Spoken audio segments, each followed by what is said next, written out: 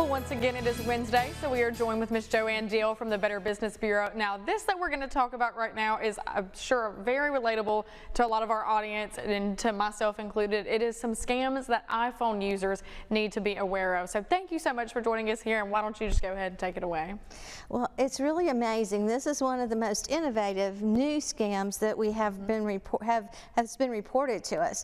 And so it all has to do with iPhone users and the fact that FaceTime calls can be used to trick you into getting your personal information transferred via FaceTime to scammers. We have seen huge amounts in terms of investment fraud where someone is interested in a particular investment, they dial the number, and all of a sudden they're asked to do a FaceTime, and you're keying in information on your laptop or on your keyboard or desktop or even into your own phone, and via FaceTime this information is captured.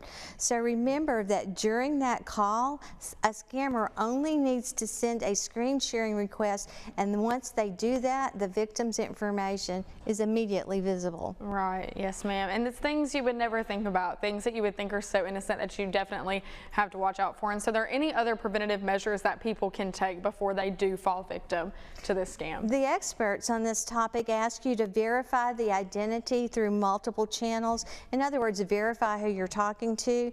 Be sure to disable FaceTime sharing just in general, so that if you get a call and you don't mean to approve it, but you do, it happens automatically. So again, disable it when you're not actively using it.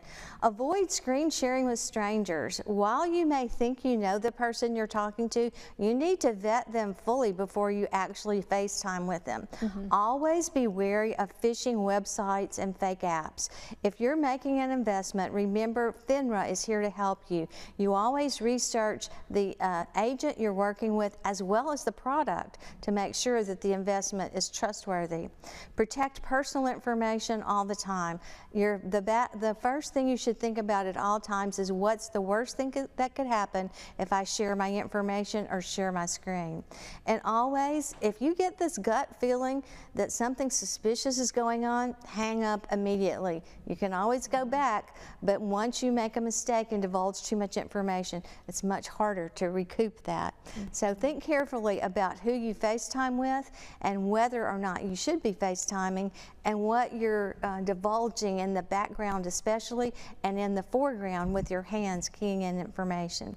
Think carefully, because this is a new scam that we expect will have a lot of information and more problems in the future. Yes ma'am, definitely. It's so easy to fall victim to things like this, especially whenever you think you know somebody and you really don't. But Miss Joanne, as always, it's been a pleasure just keeping everybody informed and most importantly keeping everybody safe. So thank you so much for joining me here this morning. Thank you. We appreciate our media partners and most importantly our accredited businesses who make this possible. Yes ma'am, absolutely. But stick around, we'll be right back after the break.